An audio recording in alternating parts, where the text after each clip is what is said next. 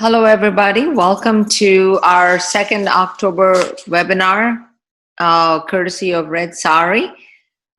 We are happy to bring to you today things to consider breast health in a woman of South Asian ancestry. The webinar will be presented by Dr. Elizabeth Shaughnessy, and I'd like to give you a brief introduction to Dr. Shaughnessy. Dr. Shaughnessy is an MD, a PhD, an FACS, FSSO, a breast surgeon with over 35 years of experience in the medical field. After training as a general surgeon, she pursued a fellowship in surgical oncology. She subsequently chose to specialize in the area of the breast. She serves as a guest lecturer to graduate courses in the medical school at the University of Cincinnati. She is the past chair of the Grants and Fellowship Committee, as well as treasurer of the Association of Women Surgeons, and currently serves as the president-elect. She also serves on the publication committee for the American Society of Breast Surgeons. Currently, she is on the editorial board of the American Journal of Surgery. Locally, she is a professor of surgery at the University of Cincinnati and the breast surgical director of the Barrett Cancer Center. I would like to take this time to thank Dr. Shaughnessy for making time to present to our Red Saree audience today. I would like to once again stress that the mission of Red Saree is to promote healthier and happier lifestyles for South Asians, making it absolutely important for us to hear from Dr. Shaughnessy today. And I would also like to take this opportunity to stress a few Zoom housekeeping rules. Every participant's line will be muted. You can submit questions at any time by using the chat window. We would like to request that you hold your questions until the end of the presentation. And our webinar should run approximately 60 minutes and is being recorded and will be made available on Red Saree's Facebook and YouTube channel. And breaks are not scheduled. However, if you need a break, feel free to excuse yourself. And once again, I'd like to thank Dr. Shaughnessy and invite her to go ahead and start her presentation. Thank you, Beth. Good evening, and thank you so very much for inviting me to speak.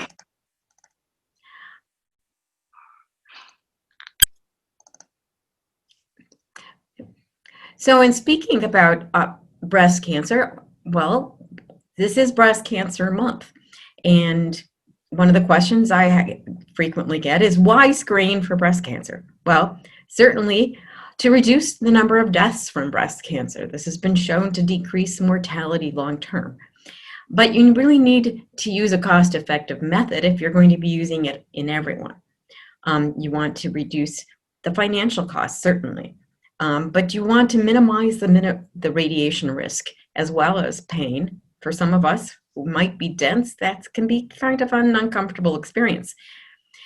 You'd like to minimize the inconvenience, so it would be nice to be in and out right away, as well as the anxiety. Now, the incidence of breast cancer, people think, well, as I'm getting older, the incidence must be going lower. Actually, it's not. As you can see here, with each increasing 5 years of age, you can see an increasing incidence of breast cancer. It peaks around 79, 80, and it goes down a little. Certainly after this, we don't have a whole lot of extra information. Most women are screening after the age of 85. But it's certainly not going down once one hits menopause, and certainly doesn't go down after 75, maybe after 80, 85. Now, there's lots and lots of guidelines for screening, and certainly back in 2009, there was a tremendous upheaval in the field of medicine because the U.S. Preventive Services Task Force came out with different guidelines than we had been using through the American Cancer Society all these years. The American Cancer Society recommended that we start screening at the age of 40, and that perhaps earlier if you have a strong family history of breast cancer. They generally recommend that people begin to have their first screening mammogram, not before the age of 20, but at least 10 years younger than the youngest age at diagnosis within your family. So if you had somebody who was diagnosed at 35, then the first screening mammogram would be at 25. However, at that young age, the breast tissue is quite dense. And so doing that every 3 years would be optimal. The American College of Radiology also recommends beginning at the age of 40, but they don't have any further differentiation in terms of how to screen beyond that, perhaps with amongst those persons. They also include clinical breast exam as well as self-breast exam. And this is in contrast, obviously, to the U.S. Preventive Services Task Force, which they recommend starting at the age of 50 for regular yearly mammograms, and that between the age of 40 to 49 that you individualize depending on patients' risks. Now, the mortality from breast cancer screening can be seen here. And now it's not obvious, so let me point it out. This pale line here, as you follow it across the screen, taken from the American Cancer Society facts and figures, you can see here, starting when a little bit after when breast cancer screening actually began, you see a progressive decrease in mortality. When we started cervical cancer screening back in the 1930s, the impact of that was not seen for a couple of decades. The impact from these things do not happen immediately. In fact, a lot of people don't start screening immediately, but we do see that it has had an impact, and it will continue to be recommended by most health authorities. So what about how should we be screening? Well, certainly there's data to support annual, that's what the A stands for, screening from the ages of 40 to 84. And if you do it for that long a period of time, the amount of mortality reduction in trying to find a cancer and finding it early is almost as high as 40%. If you were doing it every other year, but for the same period of time, the impact is closer to 30%. It's a 25% lower. And if you start later, like at the age of 50, then it starts to come even less, or if you don't go quite as long. So it's the longer a woman does do the screening, the more impact it will have long-term on her health. And that's also seen here. But it takes a while before you actually see lives saved. So it takes, what you see here is the screening group, and what you see here is a control group. And what this is showing is the number of breast cancer deaths per people screened that are saved. And you don't save a full person in terms of mortality until the individual is reaching 9 to 10 years of screening. So what constitutes screening? Well, screening certainly is a screening mammogram, but it's also a clinical exam by a health professional. Now, a screening mammogram consists of 2 views, at least in the United States. It's a medial lateral oblique, meaning it's the X-ray beam is coming from the inside, the center of the breast, going towards the outside, and traveling at an angle so that it catches the underarm area where there's some breast tissue as well. And there's the other view called cranial caudal, meaning that beam is traveling cranial, meaning from the head down towards the butt, or from the top down. Possibly, breast MRIs might be included for those who are considered high risk, especially those who have a greater than 20% lifetime risk of developing breast cancer.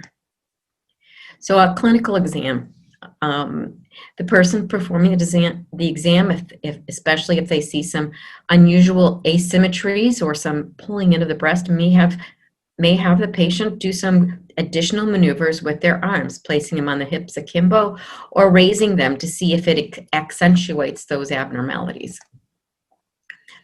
What will also be done is palpation for any enlarged lymph nodes around the breast, what we call the nodal basins. One of the areas is above the collarbone or the clavicle, and sometimes below that area, but also in the underarm. And then there's also the part which is the palpation of the breast. Different people do it in different patterns, but no one pattern has been shown to be superior. What's most important is that it's done in a very thorough and consistent manner. Here is a picture of what a CC view and an ML view of a single breast might look like. And what you see here is a very, what we call heterogeneously dense breast. And notice there's a lot of white tissue. When there's a lot of density, it shows up white. But unfortunately, so do calcifications, which might be an early indicator of breast cancer, or cancers themselves. And so when we see a lot of white, it's not always the easiest. And so when a patient has a dense mammogram and a family history of breast cancer, that's when an MRI might be considered in addition, as long as that calculated lifetime risk of breast cancer development is over 20%. Here, this MLO view, you can see that there's a little part of the underarm area because here we can see a lymph node. Slightly enlarged, but not considered abnormal because there's a little fat here in what we call the hilum. A breast MRI, on the other hand, is done with contrast. The patient is lying prone or on their stomach, and the breasts fall forward into what we call the breast cones. What you can see here is obviously the breasts are a bit asymmetric, and before contrast, you're not really seeing much of anything. You see some breast tissue here. Looks relatively symmetric from the way the breasts are lying. But after the contrast has been administered, notice that this lesion over here shows up. What the MRI does help to do is cancel out the breast density that you saw like in the previous mammogram. And when you add contrast, things that are abnormally suspicious, which, you know, in terms of a cancer, or perhaps sometimes we have some benign findings that can also act in this way, they actively take up the contrast, which is an indicator to us as breast specialists that this needs to be further pursued and biopsied. So what if something was identified? Well, certainly we would sample that, at least with a needle biopsy. And most of the time, these things are going to be benign. They're going to be fibrocystic changes, perhaps some inflammation or infection on occasion. There could be sometimes what's called fat necrosis. There's a good portion of the breast contains fat. And like it or not, the breast can stick out. And what happens? They might get bumped. They might be, you know, they might incur some trauma that wasn't intended, but a little bit of trauma can sometimes cause fat necrosis on the underside, and it can even feel like a mass. But it still needs to be pursued. It shouldn't just be dismissed as this is benign. There can be benign tumors. They still need to be removed sometimes if they continue to grow and distort the breast or cause pain. And then, of course, there could be malignancy. Now, screening is just once a year. It's once a year in a patient who has no symptoms, who has no prior suspicious findings. But what can you do in the meantime? What's recommended is self-breast exam. And I'd like to show you a little something about a self-breast exam in that context.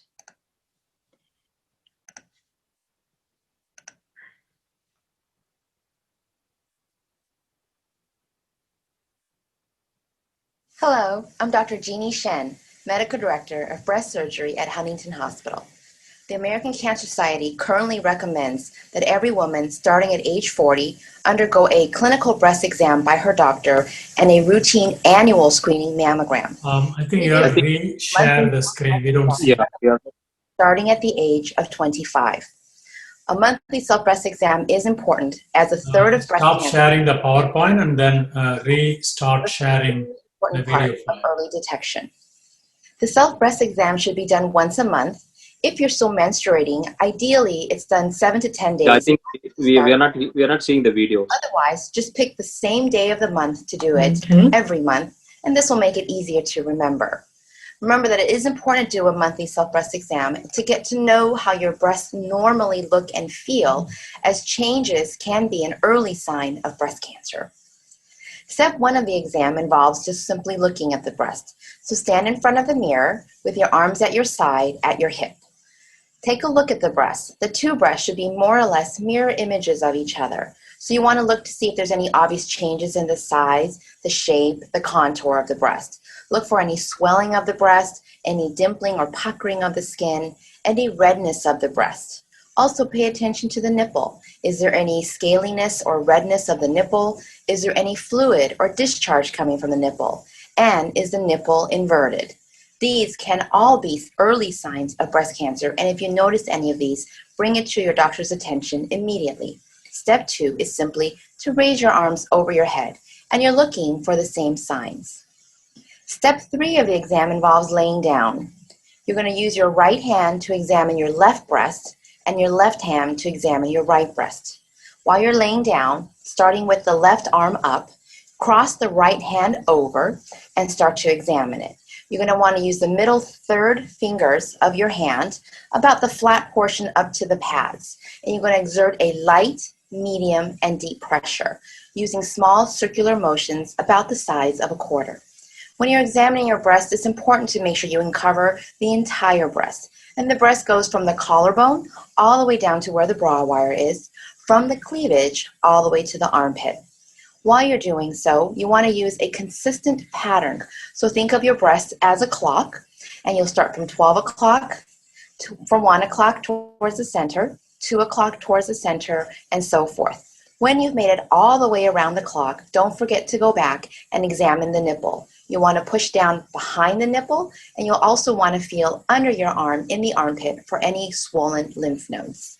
Many women often feel that their breasts are very lumpy and dense, and they don't want to examine them, or they're scared to examine them. Remember that lumps in the breast can be a normal part of your glandular breast tissue and are no cause for worry. If the lumps all feel like each other and they feel like the lumps in the other breast, then they're generally normal breast tissue. What you want to pay attention to are any new lumps that develop, or lumps that may feel different from other lumps in the breast. It can be difficult to feel for lumps on the top of the breast when you're in the laying down position. So the final step of the breast exam involves changing your position to a sitting or standing position. So sit and or stand, and using the same 3 fingers, again, repeat the exam on the right side, on the left side. Don't forget to push behind the nipple and in the armpit. Many women find that this last step can be easiest to do when your hand is wet or slippery, and they like to do this in the shower. This completes the self-breast exam. Report any new signs or symptoms to your doctor. Remember, 5 minutes once a month can save your life. For more information about breast cancer diagnosis and treatment, please visit www.huntingtonforher.com.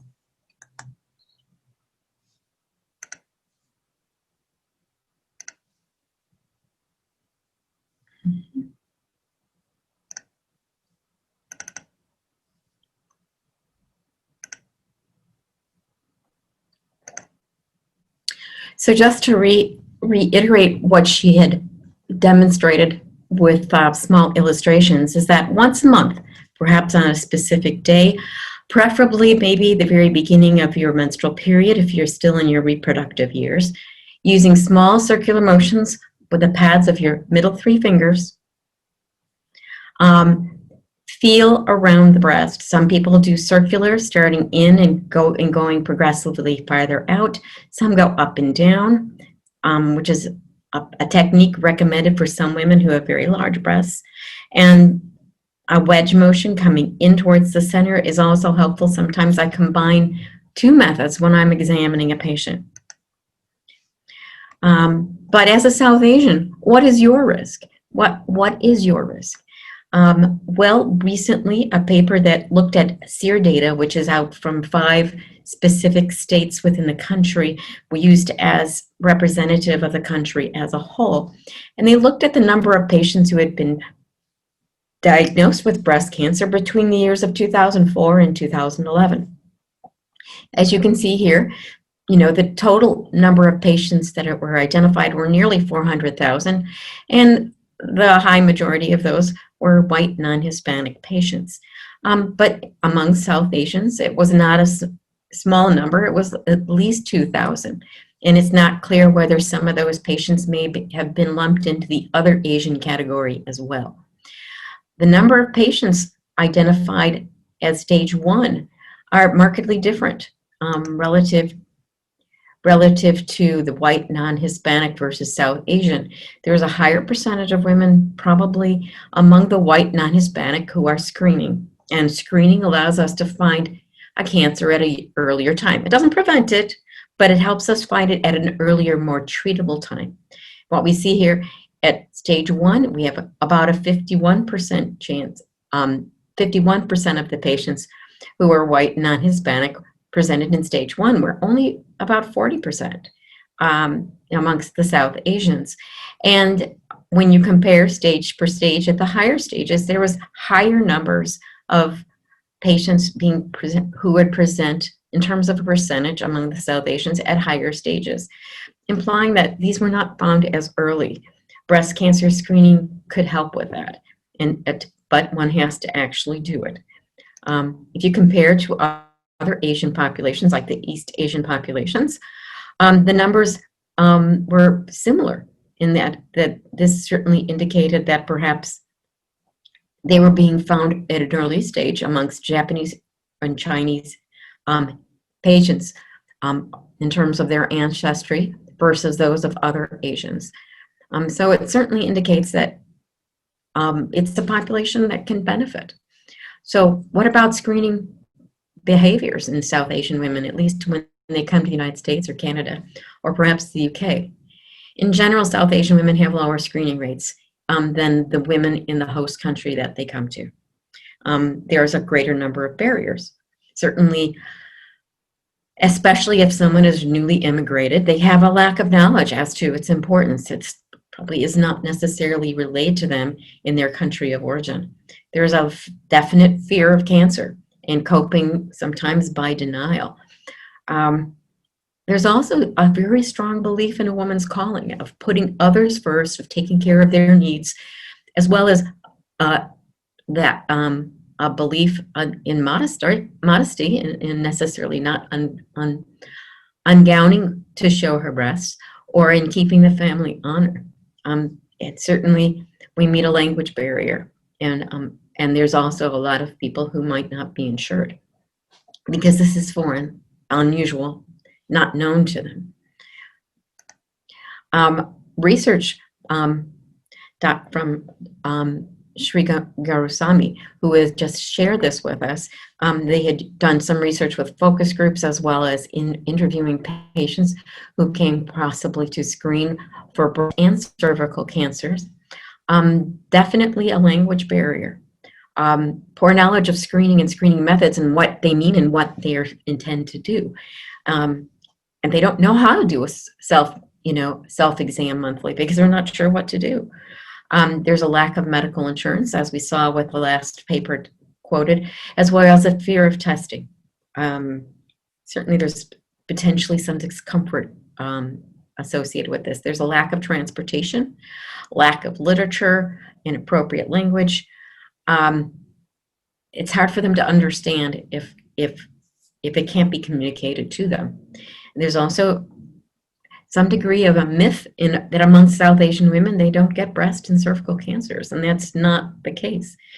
It may be smaller in terms of percentage, but it's still there.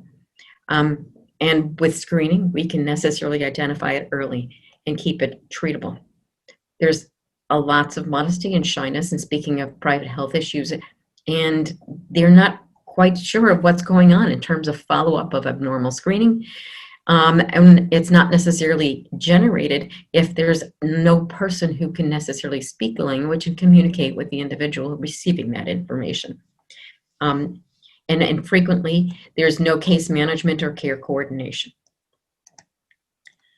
So what type of risks do we have among South Asian women for breast cancer?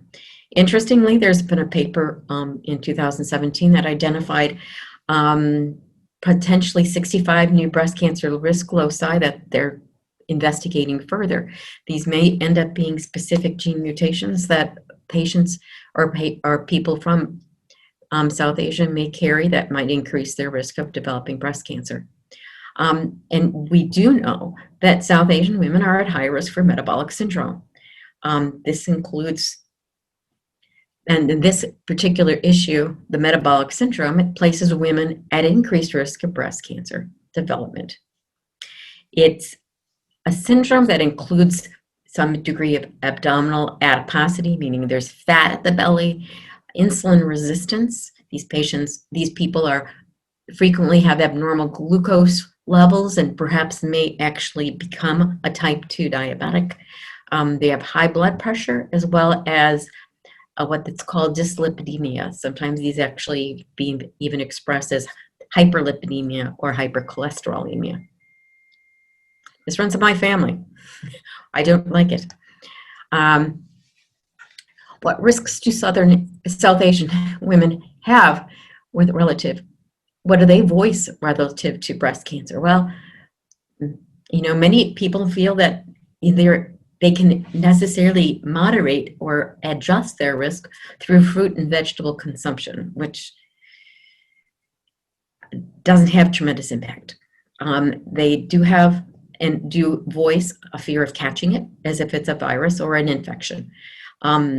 Others feel specifically it's something genetic or passed down within the family. It's not in my family, therefore I can't get it, which is incorrect. Damage to the breast might be, something that they fear and want to avoid. They might feel that specifically that this is a result of a negative lifestyle, that this person brought it on theirself because of stress or poor diet or environmental hazards, and that this could have been prevented by the individual.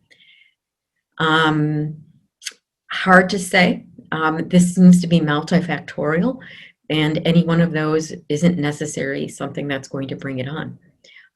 Others feel that the patients who develop breast cancer were necessarily cursed by others or were fate played a role. They were destined to get this. There was no way they're going to avoid it, and therefore talking about it is ridiculous. That people, talk about cancer or perhaps even wish it on others. The evil eye, black magic, not necessarily the case. Or that it's necessarily kismet or karma. This is what's supposed to happen. Well, what we have learned and reviewed tonight is that breast cancer does occur at a lower rate among South Asian women, but it's found at more advanced stages, which are associated with a worse mortality overall. And this may be due to some of their beliefs that control risk, beliefs that the patient has no control over the risk, beliefs that the disease could be caught like a virus. There's also factors such as lack of insurance, modesty, and dedication to taking care of others that can play a role and prevent them or delay them from getting cancer screened. Women can take a hold of this risk and help to improve their mortality from breast cancer by keeping those aspects of metabolic syndrome under control, by accepting the diagnosis and getting it treated. Getting breast cancer screening yearly, a mammogram, a breast exam, and possibly MRI if there's a strong family history with an overall lifetime risk greater than 20%. And support each other in terms of getting screening. Go as friends. Not that you're going to be screened simultaneously, but it's always more fun to do it with somebody else, and it's always good to have that moral support.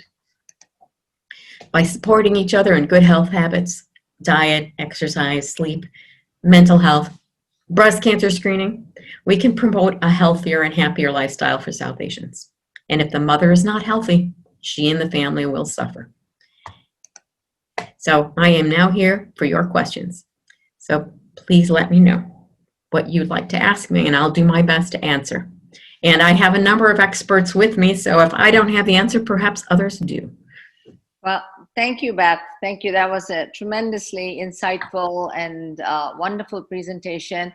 I would like to share with the audience today that I am a 14-year breast cancer survivor, and I owe my life in part to Dr. Elizabeth Shaughnessy, who took care of me and my mother after she sadly lost her, before she lost her life to metastatic breast cancer, but was not attended to surgically by Dr. Shaughnessy. But I thank you very much for taking such good care of me and also such good care of my mother. And I would like everybody to know and understand that everything that Dr. Shaughnessy shared with you today on the cultural aspects of the breast cancer diagnosis, treatment, and awareness strategy applied to one family. My mother and I had vastly different approaches. My mother, like typical Indian women from South India, believed that if she didn't worry too much about the calcifications in her breast, which were diagnosed 5 years prior to it becoming a 2.3 centimeter tumor in that same breast, it would not turn into anything serious. So she went out of her way to deny and refuse to pursue what was told to her as necessary with yearly mammograms to confirm that it was no longer growing as calcifications that might indicate a malignancy. My mother chose to ignore it. I, on the other hand, pursued with tenacity every technique there was to see from a very young age if I had breast cancer. And despite everybody's best intentions, mine included, no one technique accurately identified my tumor until it was already pretty widespread. And I owe my survival to medical pharmacology and Dr. Shaughnessy and just sheer dumb genetic good luck. I had the world's laziest tumor. So my recommendation here tonight in bringing Dr. Shaughnessy's talk to the wider South Asian and Red Saree audience is to encourage you to encourage every female member in your family to please, please, please go and seek that first mammogram, that first breast exam, either clinically or in the privacy of your home, because breast cancer kills. If you don't attend to it, you are putting your life in serious danger. I lost my mother, who survived 4 different occurrences of breast cancer after a 17-year battle. And I still miss her to this day and wish she had not ignored what she could have helped contain in its earliest stages. So thank you. And I'm going to now take other questions as the moderator for this group. So we have a question here which says, what are the chances that benign tumors could turn into breast cancer? A tumor generally is something you can palpate, something you can feel. There is a small percentage of benign papillomas where we actually find a cancer within. Not very common. We do see it a little bit higher incidence of that here in Cincinnati, but that is not the norm across the United States. There are small tumors called fibroadenomas or Phyllodes tumors, which generally are benign, but they can grow rapidly. In rare instances, what seems like a benign Phyllodes tumor, when they take it out, is actually a malignant Phyllodes tumor, just because the other part that wasn't biopsied was actually a cancer. But that's why we take them out. In the majority of cases, what we do see, though, in terms of tumors of the breast, is that they're an indicator that the breast has got a lot of growth potential. It's maybe a slightly higher risk that in general, it's what we call an indicator for a busy breast. These are people who might have a little bit more growth potential than others, but it's not a high risk. Okay, we have another question which essentially relates to metabolic syndrome. What's the best way to keep that under control, in your opinion? Well, as you saw, there's multiple different components to the metabolic syndrome, and each one of those have to be addressed separately. The hypertension has to be controlled. There's not one medication for all of metabolic syndrome. There's aspects of metabolic syndrome where perhaps with a glucose that's no longer regulated as well, especially in the context of perhaps polycystic ovary syndrome, that the patient is placed on a low dose of metformin, which is also known as glucophage, and that helps to keep the glucose within the normal limits. Hypertension, keeping the blood pressure within normal limits, and that's separate treatment. You've got a high level of cholesterol or lipids, especially those that are higher risk for heart disease. You're going to need to be on perhaps a statin that needs to be used to bring those levels down. There are some reports that teas that contain aspects of rose hips and hibiscus help to lower that, but that's not clinically significant. And for all those different aspects, each one has to receive a treatment depending on what's abnormal at the time. There's also a question about how to best support a woman who's going through a breast cancer journey with chemo and radiation and everything else. As Rama knows, I've also gone through that journey last year. And I think that each individual person experiences that impact a little differently. I think what you need to do is specifically ask the individual, how can I best support you? What can I do that I'm good at? Or what do you need? Because everybody's needs are just a little bit different. Sometimes it's just to have a friend there to talk to. Sometimes maybe bringing some food or some soups, because that individual just isn't in the mood to cook. A lot of times we're not in the mood to eat, but we do need to eat. In order to heal, make sure that you've got plenty of protein in whatever you've got. If you're vegetarian, make sure that you've included plenty of lentils, because that has a nice balance of protein and amino acids. But I think that you need to ask the individual separately. But it's also the case too that their needs will be shifting. Depending on their treatment and depending on how they're feeling, they might feel better. And sometimes it's just a person to talk to. Just call them, see how they're doing. There's a lot of congratulations on a wonderful presentation, Beth. Also, I would like to ask on behalf of our audience, what is the incidence of BRCA1 and 2 in the South Asian population? Do you have any data for that? Yeah, that's a good question. And I did not come across any data that specify that. I wish I knew. I don't know. I apologize.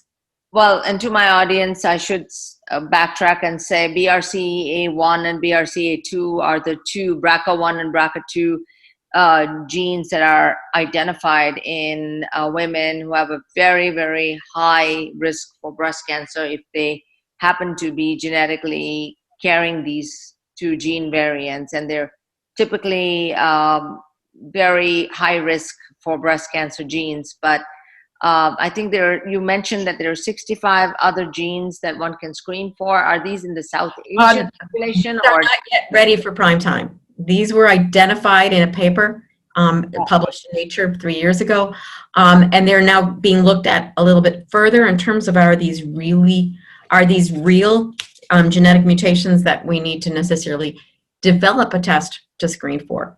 But right now, that is not something that one can actually go forward unless you're participating in a research trial. Is this specific to the South Asian group? Yes. Or yes. This is specific to South Asians. Do you know yourself if there's any special difference between these genetic polymorphisms versus what's already available for testing in the Caucasian population, or at least in the United States? The paper itself did not compare these to what's already existing in terms of the multi-gene panels that are available. So I don't know how they compare. They didn't really actually name the genes. Have you, in your clinical practice, come across something specific to South Asian women, a gene or a genetic disposition that you would like to share? I wish I had. I wish I could. I have a number of South Asian women in my practice, not just women of Indian and Pakistani heritage, but also Sri Lanka, Nepalese, Afghanistan. And I do not have any specifics. Our numbers are just so small that if there is an abnormality, they might call it a mutation of unknown or a variance of unknown significance, as opposed to a known gene mutation that's felt to be deleterious, because they need larger numbers. So the more people who have perhaps a family history, better that they go as a family to possibly get tested. We have a question asking if there are any sign-up places for studies related to genetic testing in South Asians and with respect to breast cancer risk. And that's a great question. I don't have the specifics for that, but generally when we're dealing with large trials of that type of nature, one of the sites that you can go to for national trials is what's called PDQ.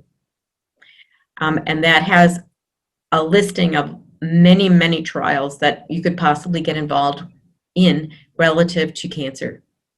And these are generally managed and you're alerted through the government. So it can tell you where you can go specifically relative to those trials.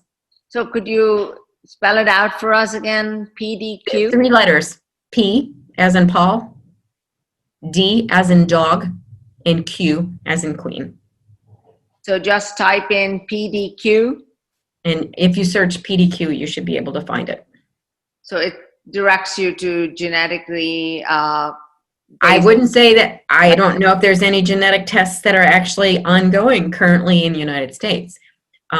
Nature as a paper is published in the UK. So it may be the case that the studies that are currently undergoing are being done through the UK and not necessarily the United States. And so to reiterate the point, you do not know of specific genetic mutations that cause breast cancer in South Asia. At the present time, no. We do know that South Asians have been part of the population that have been screened in the past, and certainly some of those data having to do with the genetic mutations that we currently know that could be playing a role in some of the genetic panels. But they have not necessarily released that data as identified as specific to South Asians. Okay, so it said that most patients in the practice of one of our participants who had BRCA were from northern India. So apparently one of our participants is an MD who has or is involved in this area and with knowledge on the subject that BRCA is seen, the genetic mutation is seen in patients from northern India. And it could be that it's because of the intermixing of various people from all over the world, especially northern India, and they may have brought it from the West into India. I'm not sure. That's possible. It could be as far back as the Silk Road. We don't know. And also from the invasions of Genghis Khan. It may have come in from Central Asia and from that part of the world, from the more the U.S., from the former Soviet Union territory as well. Is there another question? Any correlation between early menstruation and incidence of breast cancer? Yes. Earlier times that young girls go through menarche increases their reproductive years, and that is felt to be an increased risk for development of breast cancer. And that goes along with also an older age at menopause, at which the menstruation ends. At least in the United States, it used to be that the average age was 12 for menarche and 50 to 52 for menopause. The age now for menarche is now 10 to 11, and the average age for menopause is now 52 to 54. So in general, because of that extended level, women are at higher risk just by being. What about the impact on childbearing age when people move from South Asia to the United States to pursue education and work, for a while before they go on to have children? Is it not, does it have an impact of any significance on the incidence of breast cancer, childbearing age, I mean? Well, I'm not sure if we've got data specific to childbearing age in the South Asian. In general, when women start to embark on an education of a higher order, childbearing is generally put off, and it is not usually embarked at a younger age. Women who have their first child after the age of 30 are at increased risk for breast cancer development, just right off the top. Now, relative to moving to another country, it's also the case, we do have really strong data from Japanese immigrants that had moved to specifically Hawaii, which isn't as far as mainland United States. However, there was a significant enough change in their diet that it did increase their risk of developing breast cancer. And so sometimes it is some influence having to do with the diet overall in larger populations after patients emigrate. I happen to know this, but what is the impact of a woman breastfeeding on her potential for breast cancer, or a diminishing of the risk for the breast cancer incidence? By breastfeeding, one's risk for breast cancer development decreases. As the cells in the breast are differentiating and maturing in order to be able to handle the delivery of milk, once those cells reach maturation and after breastfeeding is finished, those cells die off. And so then those cells are no longer available or eligible to become a cancer. So there are certainly greater losses of cells after breastfeeding, but the actual the ability to allow the breast to reach its maturation is actually beneficial relative to breast cancer development. And we have another question. What is the impact of exercise on the breast cancer risk in any person, any woman? That's a great question. There's been data specifically, especially in the postmenopausal population, that exercise reduces the risk of breast cancer development. And that exercise could be as low as vigorous walking for 25 minutes a day for 5 days a week. There is some data to support that more exercise, up to an hour a day, may actually help to reduce not just breast cancer risk, but other cancers as well. And that is now really highly touted by the American Cancer Society and other societies relative to our lifestyle changes. And that exercise really needs to be a daily part of our being.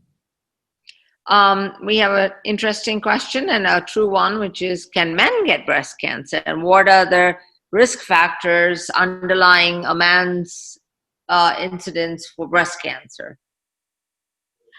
Well, about 1 person in 200 that develop breast cancer is a man. Relative to that risk, what we do know is about 1/3 of these patients who are men actually carry a BRCA2 gene mutation in the population at large. Relative to specifically South Asian men, I do not have that data. I am not aware of that data. It could be out there. I did not see it. I couldn't find it. But the other 2/3 don't have a known genetic mutation, and we're not specifically fully cognizant about what those risk factors might be. Could you actually tell the audience what are the cancers associated with BRCA1 and 2? in the event that they know of somebody in the family that has BRCA1 or 2 gene mutations? Well, what I must say that over the years, they've kind of fluctuated as to what kind of other cancers. What we look at BRC, the state of increased risk for cancers as a syndrome. And BRCA2 and BRCA1 both constitute what's called the breast ovarian cancer syndromes, because both of them predispose to both breast cancers and ovarian cancers. They predispose to breast cancer about the same level by the time of 85, but they also increase the risk of ovarian cancers, but not quite the same. BRCA1 has a level of approximately 40% lifetime risk of ovarian cancer, whereas with BRCA2, that's about 20%. What we do know with BRCA2 is that there's also an increased risk of a pancreatic cancer. I've had a number of patients who, with diagnosis of breast cancer, who had a BRCA2 gene mutation, also ended up having pancreatic cancer found just simply with screening when they complained of abdominal pain. We also have an increased risk of in BRCA1 of melanoma, and both BRCA1 and BRCA2 have an increased risk of prostate cancer among those men who carry the gene mutation. And now it's not necessarily carried on the X chromosome, so it's not just inherited on the female side. It's not carried on either one of those.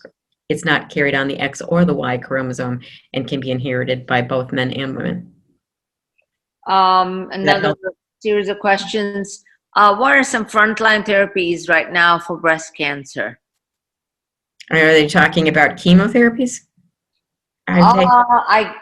I presume that the question would indicate, yes, chemotherapies, and also what are some potential side effects of breast cancer surgery? So those are two separate questions. Two separate questions. Well, first of all, in terms of breast cancer treatment, upfront chemotherapy is only offered generally for one of three different reasons. Generally, we know that patients who have what's called a triple negative cancer, that which is estrogen receptor and progesterone receptor negative and HER2 receptor negative, that those patients are at high risk of spreading the disease to other parts of the body, and that they will do well to get the chemotherapy up front as long as that tumor is of 2 centimeters or greater in size. So if it's less than 2 centimeters in size, surgery will come first. We do know that those patients who have that overexpress the HER2 receptor will also have benefit because of the aggressivity of this type of biology to spread. So if it's known that the cancer is HER2 positive and the cancer is over a centimeter in size, they will get chemotherapy up front. Generally, if it's smaller than that size, they will be getting surgery first, but they will still, in both cases, they will still get the chemotherapy afterwards. We want to have a tumor that's large enough to follow because we want to make sure that these patients are getting better and not getting worse with their therapy. On rare occasions, that might happen. And if that changes and the cancers start to become more resistant, we want to be able to follow that tumor. And if we can't see it very well in a small size, that's when it's felt to be inappropriate to be getting the chemotherapy first. The other type of therapy is if we know that there is extensive lymph node involvement or if there's a very large tumor. We can often shrink that tumor in terms of response so that it can possibly be removed as a lumpectomy. Not a guarantee, but there's 2/3 of the time that can happen. And also help to shrink the lymph nodes in the underarm so that perhaps we might be able to do minimal and much less aggressive resection and removal of the lymph nodes, so that from some of the surgical side effects that you were inquiring about, there's a number of things that can be involved. First of all, just simply the scarring. Scarring can by its very nature, starts to tighten tissues. If you have both breasts removed and you have no reconstruction, sometimes the scarring across both chest wall muscles is sufficiently tight that some people feel, I can't take a deep breath. It's rare. It's rare. There's ways to help to minimize scarring by using a cream or lotion with vitamin E for over a year, because the body continues to remodel those areas for the next year. In the removal of the lymph nodes in the underarm, what we're doing is we're getting into that network of lymphatics where the drainage comes from the arm, comes from the chest wall, as well as in the front, the breast, as well as the chest in the back. It all networks in the underarm. And by removal of those lymph nodes, sometimes we're interrupting some of that. And it can be to the point where it tips the scale, so to speak, and then the fluid that it helps to drain in the lymphatics gets backed up. And that's where patients might get lymphedema, swelling of the arm, swelling perhaps even of the skin of the breast. Rarely the back, but I've seen it. I've seen it in one person. In that context, we have nothing that necessarily automatically reverses that. It's a series of therapies over time, oftentimes compression garments. And doing surgery also, in operating, there's small nerves that are leading to the sensory feeling in the skin that might be interrupted when the lymph nodes are being operated upon. It's rare that the actual nerves to the muscles would be interrupted. They're very large, they're deep. Those can usually be avoided in most cases. Smaller nerves, though, going for feeling, a lot of us, after perhaps a mastectomy, end up with significant areas of numbness. Now, some of that might be growing back to some degree, but it's never the same as it was in the beginning. Certainly just by having surgery, or even any treatment for that matter, takes a lot of energy out of you. You're fatigued. Fatigue is felt to take a full 2 years before it's maximized in terms of your energy levels. I'm not sure if that necessarily means you're back to where you started. I have yet to be able to completely figure that out in talking to my patients and talking to friends who've had breast cancer. And I want to know, because I'm only 1 year out. And I can't say that my energy levels are always where I'd like them to be. Other than that, there are some other more rare instances that there's radiation changes that can happen. And some people develop some capsulitis and or reduction of movement about their shoulders. And this can make it very tight. And there's exercises that by consultation with a physical therapist or an occupational therapist that can help to improve those things. But it's a constant effort. It's a constant effort. Yeah. Can you think of anything else that I forgot, Rama? No. There's another question. Is there any impact of a breast cancer diagnosis on cardiac disease? I know that there isn't any necessarily with respect to a mastectomy, but what kind of impact does having a breast cancer diagnosis have on cardiovascular disease? It's not a direct impact of the actual cancer, but the fact that there are times when an individual, because they have enlarged lymph nodes perhaps inside of the chest that are suspicious for cancer, in lymph nodes that are right underneath the breastbone, or in patients who have extensive disease in the underarm area and they're going to receive chest wall radiation and their cancer's on the left side where the heart is, parts of the heart can be included in the radiation field if radiation is indicated. In that context, there's approximately around a 15% chance that this can actually affect the heart. And there's a number of things, increased risk of perhaps a heart attack or perhaps developing arrhythmias over time. And maybe including, I can't remember if congestive heart failure is also in that category. Perhaps but there are definitely cardiac side effects, potentially if the heart is part of that radiation field.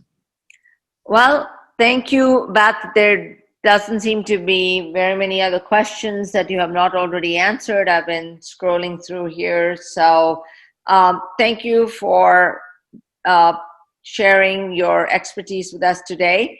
And thank you for telling us about your personal relationship with this dreadful disease. And thank you again on behalf of Red Saree and on behalf of me for helping bring me back to a place where I can live my life healthfully and be of service to my community through my efforts on behalf of Red Saree. And I like to thank everybody who has helped us bring this webinar to you today, for helping us be able to offer it to our wider Red Saree audience.